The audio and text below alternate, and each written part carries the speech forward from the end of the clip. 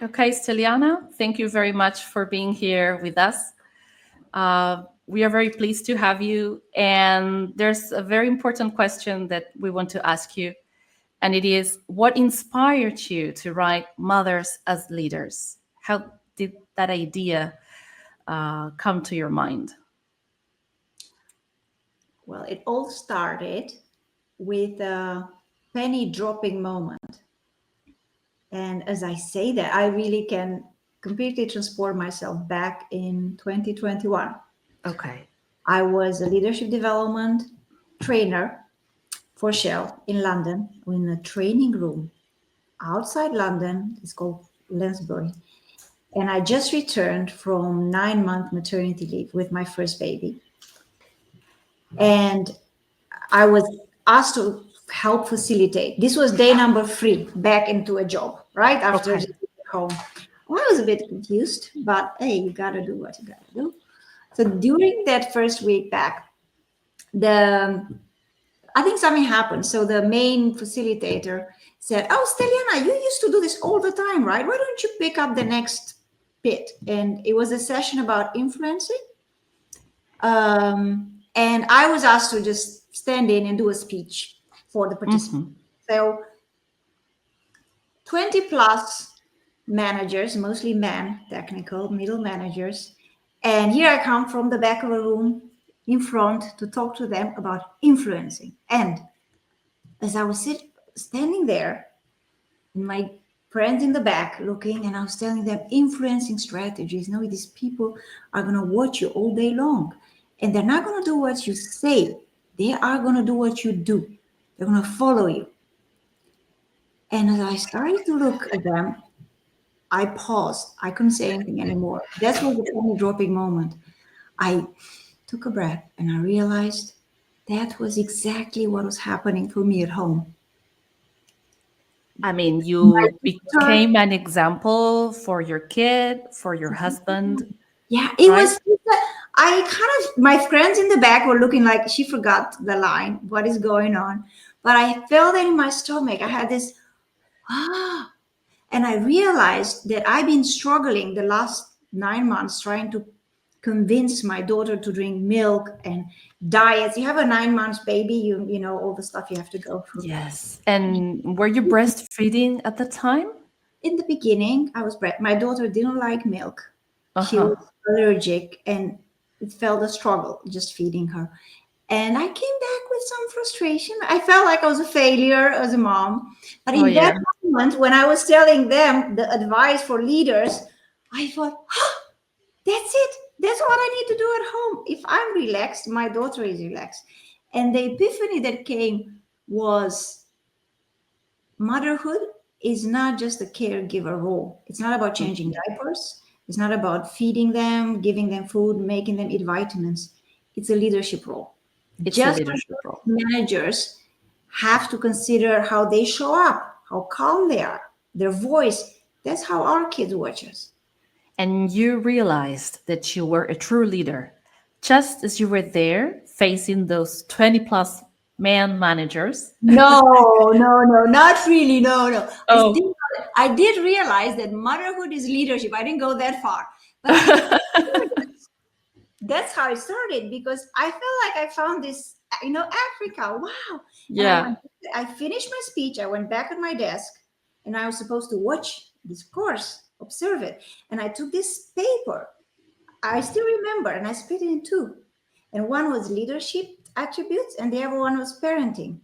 And as I was paying attention to the course, what we're doing, every time I was trying to find examples in the motherhood role. And I was this little kid with a new toy, very excited because I could see there's just so many examples of patience, of vision, of direction. So that was the moment. It was 2012, a long time ago, but something Mhm. clicked. And that's I thought, mothers are leaders. I went back home. I said to my husband, mothers are leaders. I'm going to start writing about it. So And what did he say? he laughed. And then you started writing your blog, right? That's how your blog started. And eventually it became a global platform. Yeah. So I started, well, I did two things. I started to blog first. I didn't have a blog. This was 2013. But I thought maybe some people want to hear about it. So I sent my first blog post to a famous blogger in America. Back then I was in London. And it got overnight success. The next day I had, this is my first blog ever, 30 people commented. This was a good old time with blogs, of course, or people were paying attention. But it was so much reactions pouring down. And I felt, that's it. I got to do more about this. I felt there is an audience out there that feels that this message is important. And I decided to research. So that's the link. I started to blog, but I went into a real qualitative research, interviewing mothers from different cultures and professions. I made an interview list. I was in HR, so I knew about interviewing. And I went to work. And the more data I found with every story, every interview, I had more motivation to keep writing. And then I decided to have my own blog. And that was a time when mothers didn't say aloud what they really felt. I remember having two friends. They became mothers by that same time, maybe 2014, 2015, something. And they really told me what it felt like. But they revealed things that no one ever dared to say before. Because, this tricky thing of giving birth, and you're supposed to be the happiest woman on earth, but you are in physical pain because of everything that you've gone through, and you are sleep deprived, and you don't know how to breastfeed, and if you can't, you feel guilt, as you said, because you're not the perfect mom, because you're supposed to breastfeed, and no one ever told you how to do this job. And so when mothers started to express themselves, I guess it was like a new era, right? It felt liberating, I think, for a lot of mothers. And there's also a trend. It was a time where the Lean In book came, if you remember. Lean in, yes. It's old book now, but back then it was revolutionary, right? And that encouraged me after reading that book and listening to mothers from Mongolia, political refugee, being tortured in prison, then listening through mothers who are in the top 20 people of a big oil and gas company, right? Super senior. I realized that no matter what country you're coming from, no matter your social situation, there is something that connects motherhood, which is that long-term perspective. You hold somebody's future in your hand. Yes. Yes. And you always say that mothers have natural leadership qualities that are rooted in our body, in our mind, in our heart. And how can, in your view, how can mothers recognize and strengthen those natural leadership qualities they have? Because society does not show them to those mothers, right? I mean, if they don't do like a self-awareness job, they will never recognize these attributes. So Yeah, I guess there is one thing that I discovered through doing these interviews across cultures: Asian, Nigerian, African, European, North American, Latin, is what is different is not per se how mothers feel, but it's how society expects mothers to show up and show leadership. The problem is not that the mothers don't recognize leadership. The problem I find is that the culture and society around them do not want mothers to show visible leadership. they don't want. That's the key. There is that sense of what's expected, and we created a romantic image of the mother is a queen at home, and it's good, and it's unconditional love, and does not want Yes. recognition, and the father is the face of a family outside. Yes, that's what you see like in the America of the 50s, Yeah, and it's that storyline. housewives at And home with her yes, kids. Yeah. and religion somehow also promoted this, right? There is a lot Yes. of storytelling around that, and it's being given from grandma to, from generation to generation of women, not per se men. We always tend to think that it's men's fault, but it's kept as a way of keeping society together. But going back to mothers, so there's a lot of pressure. There's Uh-huh. a lot of pressure that once you become a mom, you need to give up your leadership ambition. Don't say that you want a promotion. Don't say that Exactly. you want to work more. So how do you recognize it? Notice. Notice what happens when you want to go back to work. I'm giving a personal example, and your Hmm. boss wants to take care of you. He says, "Oh, don't worry. I know you want to stay more with your child. I reduced your job from 100% to 80%. I just want to allow you more flexibility. You want to focus on your family now." And it was interesting that on one hand I thought, "Oh, she's thinking of me." On the other hand, I thought, wait a minute, I'm not handicapped. I need to make my own decisions. I don't need to be protected. I'm not a victim of what's happening to me. I chose to have this child. And of course, Yes. if I want to work part time, I can ask to work part time. And I'm glad I'm in a company and I have the means to do so. But I want to be part of a conversation. So Yeah, but I when you're taken away from the decisions that requires your body, your time, your job, hmm. notice what happens inside of you. The thing And is that, I mean, you were part of a company, you were an employee, and I've always been a freelance mom. I mean, I don't know what it is like, going back to the office 9 to 5, Monday through Fridays. I don't really know what it feels like. So, in a sense, I feel blessed with my freelance job because that's actually what I do, and it allows me to stay at home and raise my kids and continue developing my career. But if I had to go to an office 9 to 5, oh my God, I don't know if I could make it. So it's that's really true. hard. That's true. And I'm curious, what changed? I'm going to ask questions now. Sorry. Okay, yes. What Let's changed? flip the coin. Wow, flip the coin. What changed in the way you approach your work after you had kids? Although the office is not there. Yeah, let me tell you, I became more productive with less time available. Hmm. Because, for example, someone said to me, "Hi, Romina, we have this breast cancer conference and you need to study the protocol, and these are the slides. Okay, you're going to do English into Portuguese simultaneous interpretation. Okay, wonderful." So I had the PowerPoint presentations, I had the protocol, I had the investigation drug, and I had to prepare the glossary. And oh my God, and before having my first son, I spent days and days reading, doing research, and saying, hey, trying to find other conferences of the same speakers or the same laboratories. No, now I don't have that time. So, with the material that the client gave me, I'm going to make the most out of it.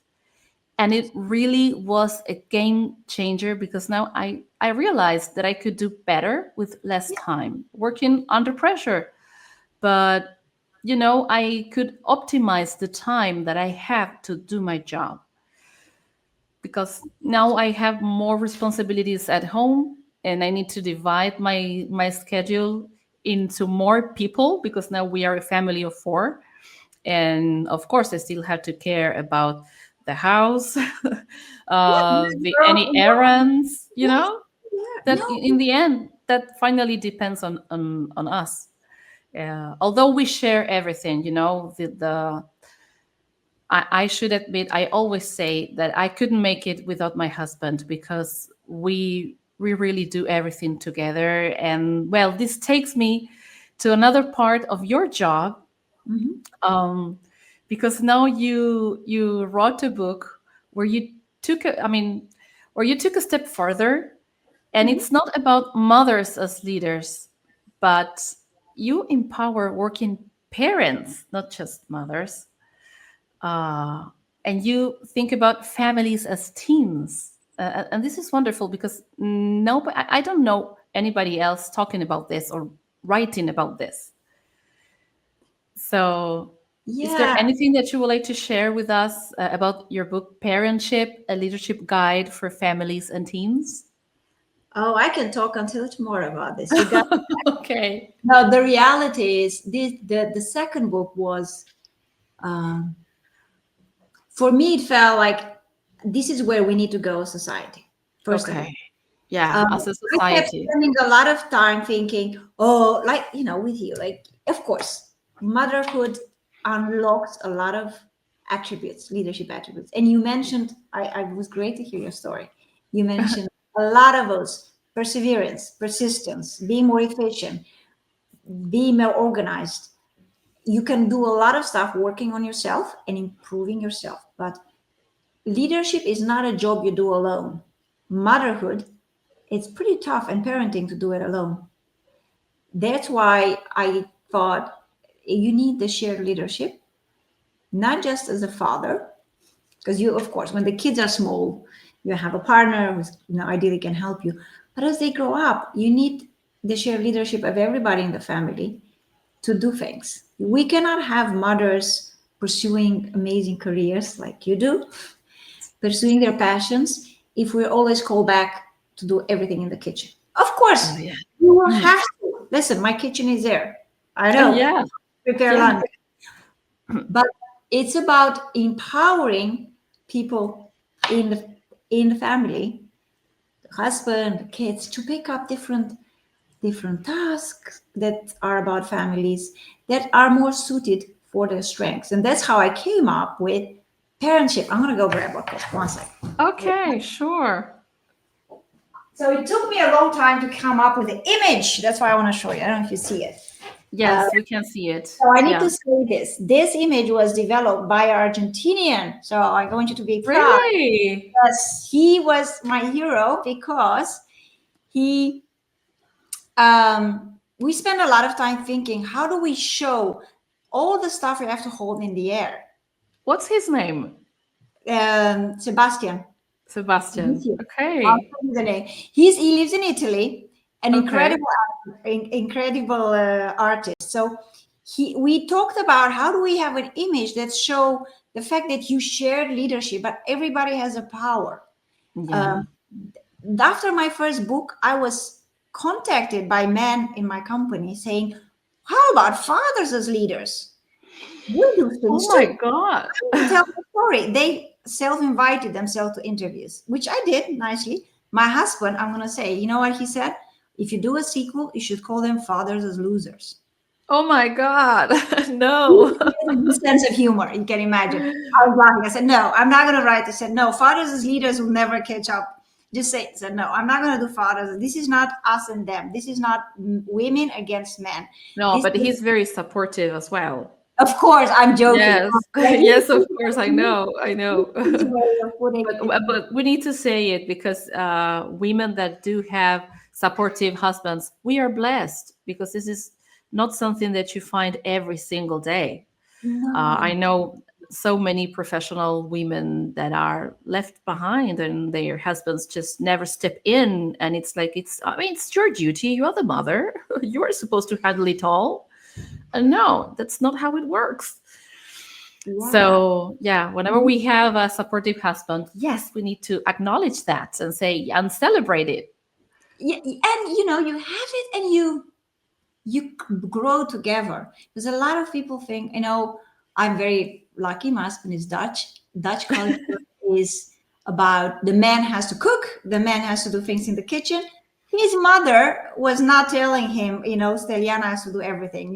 His mother told him, you need to shape up because she's also having a job. So I was very lucky that I already had somebody with a good role model, but it's a conversation. So going back to my idea of parenthood, it's the contracting, the partnership. It's called parentship, but you need partnership. It's Yes. man And now, holding this, the woman holding this, the child slowly holding things in the air. you're doing things together. And no, let me please show us the book cover again, because you said that everybody has a power, and I assume that those red circles are Mhm. those powers. Yes, you paid attention. Yeah, so Sebastian did a great job. Okay, because he could draw what you wrote, so that's wonderful. We had a So long dialogue. what are those powers that family are holding? What do you mean? You mean the power of influence, the power of, Influence. okay. Um, I think the world throws a lot of challenges at us. As a family, we don't live in isolation. Um, we can have a happy family, but if we close the door and outside in the streets there is war, if outside in the street there are drugs, if outside in the street we don't take care of the nature and there is hurricanes, Mhm. all of those things impact our family. And when I say about shared leadership as a family, you need the insights and the qualities of all generations. The kids Yes. are amazing. My son is 10 and he just thinks in a way so simple and so beautiful. He And he asks, teaches you a lot. yes, and they ask very simple questions. Why is this happening? They challenge our own beliefs, and we need that challenge to be successful in the Yes. future. So you need to listen to them. That's a power, the power to explore and not have baggage.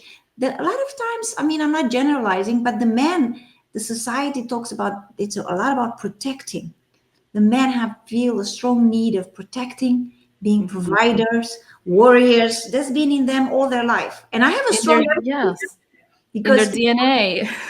if something that happens to the family, they feel shame. So there's a strong fear of we need to protect and defend the family. And the mom, a lot of times, is keeping the whole family together. And it's this sense of intuition. And the women, when we're at our best, and that's why I go about mothers as leaders, when we're happy and we get good husbands and we take care of ourselves, we have a superpower. And I call Mhm. it feminine leadership. Feminine leadership. It's And it's intuition. It's being able to have a sixth sense about things. When we give birth, we think, oh, we have a baby and we get to wake up at night, all this biological stuff, we can complain. But it comes with a superpower. And the mhm. superpower is being very connected to what's happening. That's the reason why usually moms wake up at night and men less, because we all our senses are we have to protect. What message would you like to share with mothers who are stepping into leadership for their first time, whether at home or through entrepreneurship or at work? A piece of advice, something that might help them. I would say notice. Notice what happens to you, what reactions you have in your body to the decisions you make. Mhm. That's very interesting because we tend to forget the signals our body shouts at us, right? Because I do have a book that says that depending on your health conditions, your body might be whispering, Mhm. maybe talking to you, or maybe shouting out loud. And you need to pay attention to it. The idea is for every symptom to remain a whisper, but sometimes I mean, we just can't hear those Yeah. signals, or we don't Oh, want to, or we we don't don't want to have always the do this. time. The problem I'm having, and we're mostly having, and what I mostly work with middle managers, especially both men and women, is inner critic. I'm not good enough. I'm not good enough. Oh, Oh, I have to prove myself. And I know yeah, a very senior woman who super senior, I super feel smart. you. She said, I I'm the feel first you. woman. They took a chance on me. And I said, you're doing them a favor. She looked at me. She's like, seriously, you're smart. You're good. They should be thankful to you. But she just could not concept that. So trust in yourself that they're not giving you a favor. If they promoted you, you have what it takes. Yes, Just that's for a reason, and you need to trust believe in yourself. that. and notice what's happening. If things are not okay with the decisions that you want to take and you feel anger, blameless discernment. What does this anger tell me? I'm not happy with this. Yes. Don't judge yourself. Oh, I am moody. We tend to criticize ourselves. No, we need to make a change. Angry. I call it my Romanian voice, and I need to be English people. Oh, my friend is Puerto Rican. She's like, I'm Puerto Rican. I said, love it. The Puerto Rican side of you, I love it. Notice, and blameless discernment. Why am I angry? I'm noticing I'm angry. Well, this time it didn't help, but anger tells me I care about this situation. Steliana, and before we leave, would you like to share with us a quote from your recent book? Something just to leave us with the final message. I have something better. I have a Okay. It is a poem, which is at the end of the book. It's a poem I wrote in a garden. Wonderful. To all the parents who wake up every morning and ask themselves, am I doing a good job as a parent? Where can I find the patience for it? This poem is for you. The light. Step by step, we go in life through a world that has no light other than the one we hold in our heart and in our soul. Blessed are those who know the truth and let go of hope and gloom. They have found the light inside with some patience and some light. Wonderful.